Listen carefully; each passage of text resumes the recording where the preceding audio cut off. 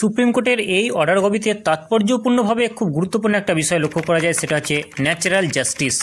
তো আমরা ভারতীয় নাগরিক এবং ভারতীয় সংবিধানের 19 নম্বর ধারা অনুসারে ফ্রিডম অফ প্রফেশনের কিন্তু প্রত্যেকের সুযোগ রয়েছে, অর্থাৎ প্রত্যেকটা ব্যক্তি তার নিজের ইচ্ছামতো তার পেশা খুঁজে নিতে পারে। তো এক্ষেত্রে এই রায়ের মধ্যে যে পয়েন্টগুলো ন্যাচারাল জাস্টিসকে সাপোর্ট করছে সেগুলো হলো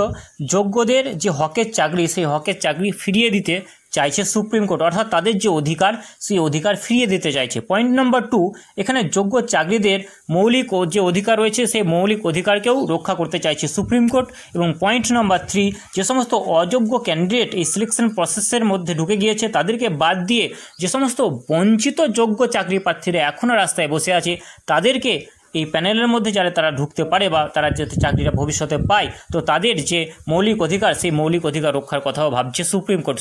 তো আমাদের মনে প্রথম যে প্রশ্নটি জেগেছে সেটি হলো, যোগ্য চাকরিজীবীদের প্রতি কি ন্যায় বিচার করতে চাইছে সুপ্রিম কোর্ট? এক্ষেত্রে সুপ্রিম কোর্টের অর্ডারের 28 নম্বর প্যারাগ্রাফের শেষের দিকে রয়েছে assuming that a segregation is possible, অর্থাৎ এক্ষেত্রে সুপ্রিম কোর্ট অ্যাজিউম করছে অর্থাৎ অনুমান করছে যে সমস্ত যোগ্য এবং অযোগ্য ক্যান্ডিডেটরা রয়েছে তাদের মধ্যে সেগ্রিগেশন করা অর্থাৎ পৃথকীকরণ করা সম্ভব। তো এটা হলো সুপ্রিম কোর্টের খুব পজিটিভ একটা অবজারভেশন, এবং এই অবজারভেশনটা কিন্তু যে সমস্ত যোগ্য চাকরিজীবী রয়েছেন তাদের ক্ষেত্রে কিন্তু একটা আশার আলো নিয়ে আসতে চলেছে। তো আমাদের যে দ্বিতীয় খুব গুরুত্বপূর্ণ একটি প্রশ্ন ছিল সেটা হচ্ছে যে সুপ্রিম কোর্ট কি পুরো প্যানেল বাতিল করে দেওয়ার পথে হাঁটছে? তো এক্ষেত্রে সুপ্রিম কোর্টের অর্ডারে 28 নম্বর প্যারাগ্রাফে বলা হয়েছে, if such an exercise is possible, অর্থাৎ যদি এই সেগ্রিগেশন করা অর্থাৎ পার্থক্য করা সম্ভব হয়, it would be unfair to set aside the entity of the selection, অর্থাৎ তাহলে এই যে পুরো যে সিলেকশন প্রসেস বা পুরো যে প্যানেল সেই প্যানেলটা বাতিল করে দেওয়া কিন্তু আনফেয়ার হবে, অর্থাৎ অন্যায্য হবে, অর্থাৎ যোগ্যদের প্রতি এটা একটা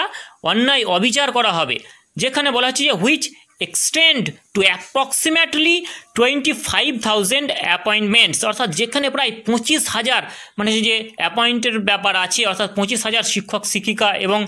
অশিক্ষক কর্মীদের নিয়োগের যে ব্যাপার আছে, সেক্ষেত্রে শুধুমাত্র এই কয়েকজন অযোগ্যর জন্য পুরো প্যানেলটা বাতিল করে দেওয়া কিন্তু আনফেয়ার বা অন্যায্য হবে বলে সুপ্রিম কোর্ট মনে করছে। এর পরের পয়েন্টে আমরা চলে আসছি, আপনারা শেষ পর্যন্ত মনোযোগ দিয়ে শুনতে থাকুন। তো তৃতীয় যে গুরুত্বপূর্ণ প্রশ্নটি ছিল সেটা হচ্ছে যে এই যে পশ্চিমবঙ্গের বিপুল সংখ্যক ছাত্রছাত্রী রয়েছে তাদের কথা কি মাথায় রাখছে সুপ্রিম কোর্ট? তো এক্ষেত্রে অবশ্যই ছাত্রছাত্রীদের যে স্বার্থ সেই স্বার্থের কথা মাথায় রেখেছে সুপ্রিম কোর্ট, এবং সুপ্রিম কোর্টের অর্ডারে 28 নম্বর প্যারাগ্রাফে যেটা বলা হয়েছে যে the court cannot be unmindful to the impact of setting aside of a large complement of assistant teachers who have been recruited for both class 9-10 and class 11-12 student, অর্থাৎ supreme court এখানে বলতে চাইছে যে এই যে